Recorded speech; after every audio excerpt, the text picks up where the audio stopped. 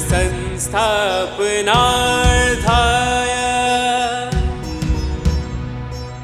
संभवामि युगे युगे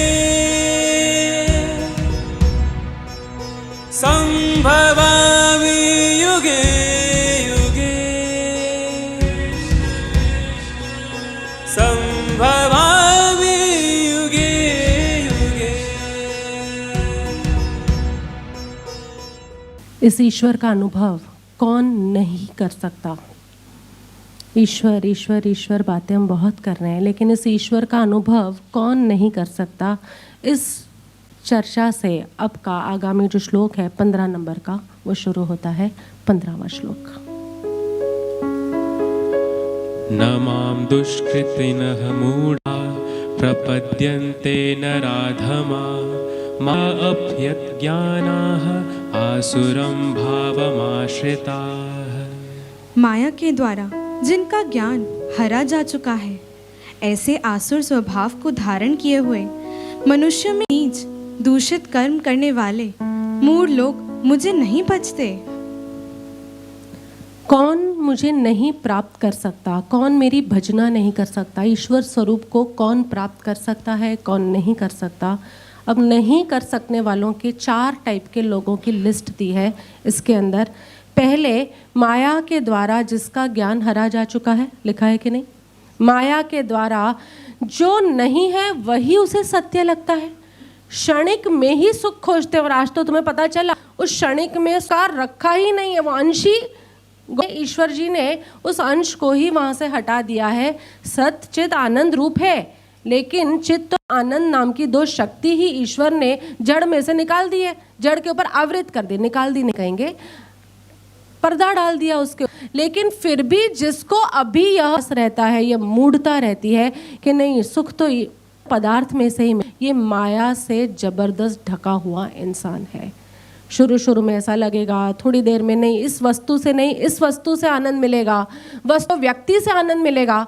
जब बालक होता है 15 साल तक वस्तुओं से आनंद मिलता है, 15 से बड़ा होने लग जाए और आजकल तो 12-13 में आ जाए तो वस्तु छोड़ के व्यक्तियों से आनंद खोजने लग जाता है। फिर व्यक्ति छोड़ो, उसके बाद तो परिस्थितियां आनंद देने लगती है। लेकिन जो वस्तु व्यक्ति और स्थिति से ही आनंद खोजते रहना चाहता है, के द्वारा इनका ज्ञान हरा जा चुका है, हरा। दूसरा, आसुर स्वभाव वाले, यानी गलत करने में ही मजा आता है।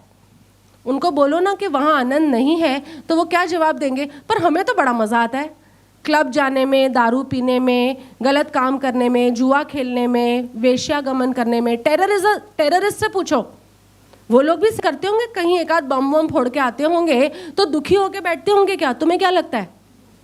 वो भी खुश होते हैं। ये आसुरी वृत्ति है, गलत करते हैं और उसके अंदर उन्हें लगता है बड़ा आ रहा है। ऐसे लोग मेरे स्वरूप को नहीं भज सकते, नहीं अनुभव कर सकते। तीसरा, नीच और दूषित कर्म करने वाले, यानी जो दूसरों को नुकसान पहुंचाने वाले लोग होते हैं, वो भी नहीं कर सकते। झूठ करने वाले, कहने वाले, फरेब करने वाले, धोखा करने वाले, पाखंड करने वाले, जो दूसरों को नुकसान पहुंचाते हैं, तकलीफ पहुंचाने में रत रहते हैं, वो लोग भी मेरे स्वरूप को भज नहीं सकते। और चौथा कहा, मूढ़ लोग कितना भी सुन ले, भले ऊपर का 3 नहीं है, लेकिन कितना भी सुन ले, लेकिन फिर भी परिवर्तन नहीं होता। जैसा लाइफस्टाइल है ना, वैसा ही ल्यूकवार्म समझते हो, कुनकुना सा उनका जीवन चलता रहता है, कहीं पैशन ही नहीं आता। अरे अद्भुत है ईश्वर का स्वरूप। एक खाली शाहरुख खान के भी स्वरूप को समझो तो उसका दर्शन करने की इच्छा होती है कि नहीं होती? एक किसी दिन एयरपोर्ट से आ रहे हो और किसी फ्लाइट में मिल जाए। अभी हम जा रहे थे मुंबई, तो वो अभी घुसे ना, पहली सीट पे ये गौतम लोग मुझे कहते हैं देखो कतरीना कैफ बैठी है। ये कतरीना कहाँ से याद आ गई तुम्हें? पहली सीट पे, और बड़ी बुरी थी, इतनी खराब थी। मैंने कहा ये कैसे, ऐसे ही होते ये लोग। अब तुमने पक्का कर लिया कि वो कतरीना है, मतलब तुम कुछ भी बोलोगे। लेकिन तुम्हें किसी का भी स्वरूप अच्छा लग जाए तो उस स्वरूप को देखने के लिए मचलते हो कि नहीं? सालों पहले हम भी छोटे थे ना, तो हमारा भी मन करता था अमिताभ बच्चन को देखना है, और उनके बंगलो है उनका जूहू पर, और हम लोगों का आना जाना रहता था वहाँ। तो जूहू के ऊपर उनके बंगले के बाहर से निकलते थे, कहीं वो हमें देखने आ जाए, मतलब हम उनको देख लें। ऐसा हो जाए तो बड़ी तमन्ना थी।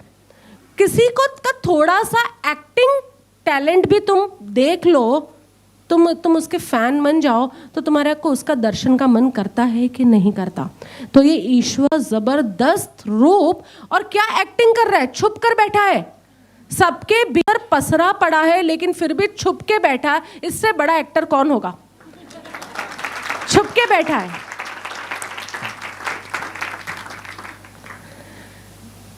इसको देखने की तुम्हें अभी भी इच्छा नहीं होती? ऐसे ऐसे सत्संग सुनकर, ईश्वर का ये स्वरूप समझकर, ईश्वर के बारे में इतनी बातें सुनकर भी तुम्हें यदि अभी ईश्वर दर्शन की अंदर अभिप्सा नहीं उठती, प्यास नहीं उठती, तड़प नहीं उठती, वह बेचैनी नहीं होती, तो तुम्हें चौथी कैटेगरी में डाला, भाई तुम मूड हो, तुम भी मेरे स्वरूप को नहीं पहचान पाओगे। तो 4 प्रकार के लोग बताए। पहला तो जो माया से जिसका ज्ञान हरा जा चुका है।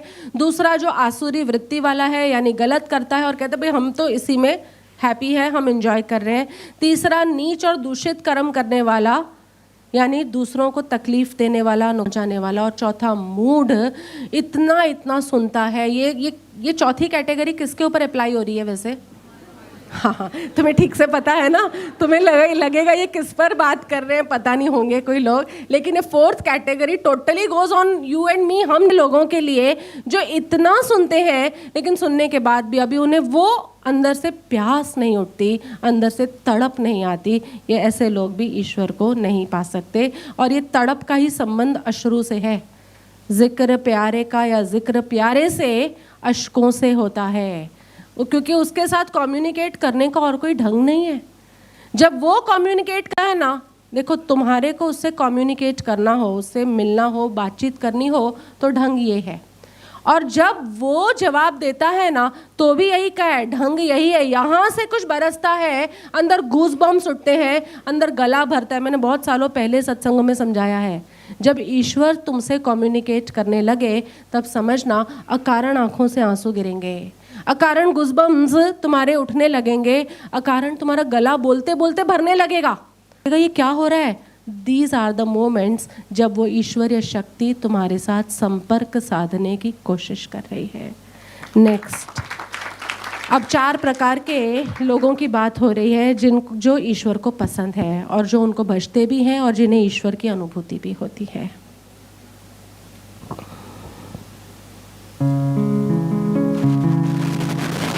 चतुर्विधा भजन्ते माम जना सुकृतिनः अर्जुन आर्तः जिज्ञासु अर्थार्थी ज्ञानी च भरतर्षभ।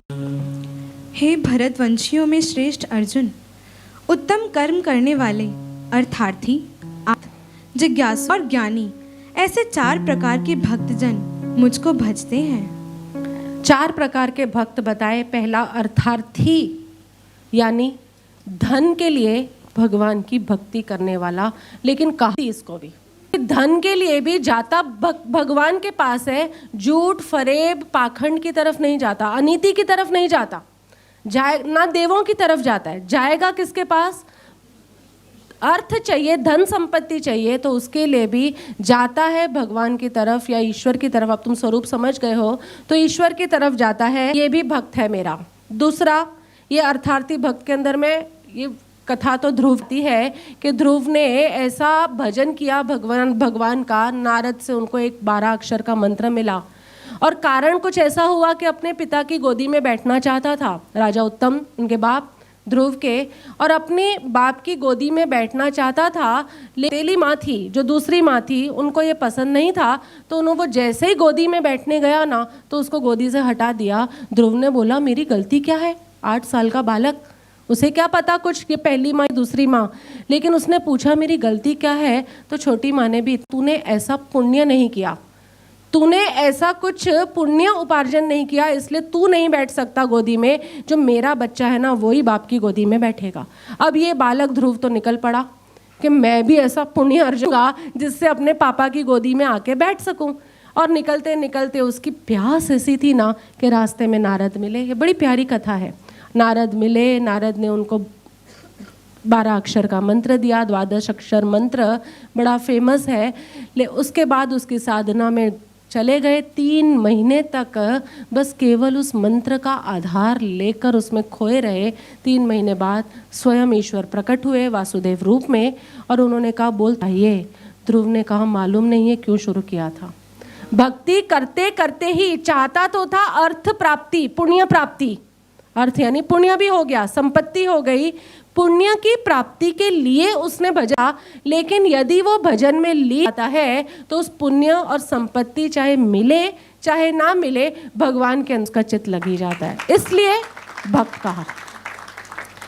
अभी के समय में इस कैटेगरी में मैं रीम डालती हूँ कि यदि उसे अर्थ चाहिए, यदि उसे संपत्ति चाहिए, तो वो उल्टे सीधे काम नहीं करेगा, वो ईश्वर से ही प्रार्थना करेगा कि हमारे आगे आगे कुछ कुछ प्रोजेक्ट्स हैं, इसको इस तरह क्लियर करते जाओ, प्रार्थना के ईश्वर से। ये तुम लोग भी अपने जीवन में लाना। भगवान ने कहा मुझे मान्य है, मंजूर है, ये चारों ही मेरे भक्त है। दूसरा कौन सा कहा? आर्त्र भक्त। आर्त्र यानी दुख। दुख को दूर करने के लिए जो भगवान को याद करते हैं, द्रौपदी दुख को दूर करने के लिए भगवान को याद करते हैं, ये भी मुझे पसंद है। और किसी को याद नहीं करते। कोई तुम्हें दुख दे रहा हो तो दुख के समय में तुम्हें ईश्वर याद आता है कि द्वेष उत्पन्न होता है? पहले तो ये चेक करो, चेक करके बोलना। यहां संग में तुम यही बोलोगे, लेकिन ही वास्तविकता आएगी, दुख कोई भी तुम्हें दे रहा होगा, कहीं आपत्ति आएगी, तुम्हें उस व्यक्ति के और थोड़ी देर बाद ईश्वर के प्रति भी द्वेष कि ये दुख सारा मेरे ही सिर पर क्यों आता है। दुख प्राप्ति के समय भी उस दुख की निवृत्ति के लिए ईश्वर का स्मरण, यदि ईश्वर, तो ईश्वर कहते हैं वो भी मेरे भक्त हैं। तीसरे जिज्ञासु भक्त, जो परमात्मा के स्वरूप को, ईश्वर के स्वरूप को समझने के लिए ईश्वर की भक्ति करते हैं। हमारे जैसे लोग 15 साल पहले 15 साल पहले हम भी यही थे कि तेरा स्वरूप क्या है भगवान। हमने भी इतने शास्त्र पढ़े, इतने अलग अलग संप्रदायों में गए, इतने अलग अलग गुरु किए, लेकिन हमें भी समझ नहीं आता था कि ईश्वर तेरा रूप क्या है, यही पल्ले नहीं पड़ रहा। कहने को आत्मज्ञान अंदर जाओ, लेकिन अंदर कहाँ जाए, क्या रास्ता कहाँ है, कुछ तो पता चले कहाँ से अंदर जाना है। अंदर कैसे जाए, यूं नाक में से जाए, मुंह में से जाए, कैसे जाए, समझ ही नहीं पड़ता था। लेकिन तब ईश्वर से प्रार्थना, स्वरूप भी नहीं पता था ईश्वर का, लेकिन फिर भी कोई अदृश्य शक्ति है, उससे यह प्रार्थना होती रहती थी कि प्रभु तू ईश्वर का स्वरूप बताना, तू मेरा स्वरूप। ये कितनी पॉपुलर पिक्चर होगी, वो 100 वीक्स तक दिलवाले चली तो उसको कितना ज़्यादा, उसके लिए पॉपुलैरिटी उसकी हम कन्विंस हो जाते हैं। 5000 सालों से जो मूवीज़ चल, वो कितनी इम्पोर्टेंट, कितनी ईश्वरीय शक्ति से भरी होंगी। तो इसका स्वरूप समझा ईश्वर 15 सालों पहले। परम स्वरूप को समझने के लिए भी उस अदृश्य शक्ति से ही प्रार्थना करते थे ज्ञानी भक्त। ये जिज्ञासु भक्त में उद्धव का नाम आता है। उद्धव जिज्ञासु भक्त थे, ना उन्हें संपत्ति चाहिए थी, ना कोई दुख का उन्हें कष्ट था, उनको चाहिए था कि कृष्ण तुम अपना वास्तविक स्वरूप बताओ, इस धव। और चौथे हैं ज्ञानी भक्त, जो परमात्मा के स्वरूप को जानकर उनके प्रति निष्काम प्रेम से भरकर सब में वो उसी में इसका अनुभव करके भगवान को भजते हैं। ये सब होता ज्ञानी भक्त। ज्ञानी भक्त के लिए ये नहीं कहा कि कितने शास्त्रों को जानते हैं, ऐसा नहीं कह रहे। ज्ञानी भक्त कौन है? जो ईश्वर का स्वरूप समझकर भीतर में अनुभव करके और वो सब में वो है और सभी के अंदर और उसी में सब कुछ है, इस निर्णय से जो जीवन व्यतीत करते हैं, ये होते हैं ज्ञानी भक्त। अर्थार्थी के अंदर किसका दृष्टांत आया? ध्रुव का। आर्तार्थी के अंदर किसका आया? द्रौपदी का। जिज्ञासु भक्त में किसका आया? उद्धव जी का। ज्ञानी भक्त के अंदर शास्त्रों ने रखा गोपियों को। सारी गोपियां ईश्वर का स्वरूप समझकर ईश्वर को भजती थी। वही ईश्वर सब में है और सब कुछ उस ईश्वर में ही चल रहा है। यह दृष्टि उद्धव के पास भी नहीं थी, द्रौपदी के पास भी नहीं थी, ध्रुव के पास भी नहीं थी। ज्ञानी भक्त की कक्षा में खाली गोपियों को। तुम सब भी जल्दी जल्दी गोपियां हो जाओ, ऐसी मेरी तुम सबसे विनती। ईश्वर होने के लिए ये अर्जी ईश्वर के पास ही लगाना। और बड़े खूबसूरत शब्द है ये, भक्ति तुम लोगों ने सुनी हो तो, ईश्वर के पास जब अर्जी लगाओ ना तो शब्दों से मत लगाना, क्योंकि अगली ही पंक्ति में कहते हैं ये अर्जी लगाने के लिए वैसे तो शब्दों का टोटा है, बहुत भीड़ है शब्दों की हमारे पास, बास्केट के बास्केट शब्दों से भरे पड़े हैं, लेकिन जिक्र प्यारे का शब्दों से नहीं अश्कों से होता है। यदि तुम अर्जी लगाना चाहते हो तो ये अश्कों से अर्जी लगती है, शब्दों से अर्जी नहीं लगती। ये मेरी अर्जी है, ये मेरी अर्जी है, मैं वो हो जाऊं जो तेरी मर्जी है, मैं वो हो जाऊं जो तेरी मर्जी है। लफ्ज़ों का टूटा है, लफ्ज़ों का टूटा है, जिक्र प्यारे का अश्कों से होता है, जिक्र प्यारे का अश्कों से होता है। पीने झट पहचाना,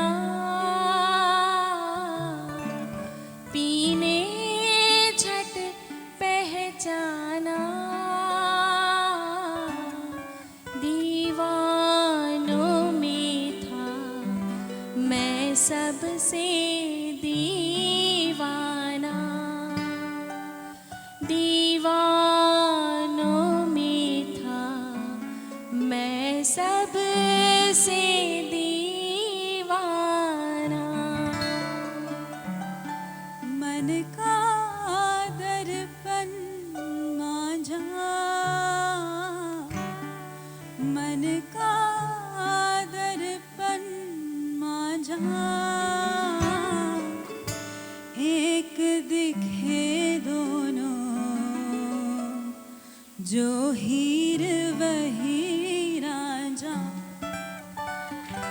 एक दिखे दोनों जो हीर वही राजा। छम छम छम बारिश है, छम छम छम बारिश है, माही घर आजा, हर बूंद सिफारिश है, माही घर आजा, हर बूंद सिफारिश है। माही वो गबरू है, माही वो गबरू है, उसकी खुशबू में, खुशबू में खुशबू है, उसकी खुशबू से, खुशबू में खुशबू है। अब और ना मन भटके, अब और ना मन भटके, आंखें रख आए प्रीतम की चौखट पे, आंखें रख आए प्रीतम की चौखट पे।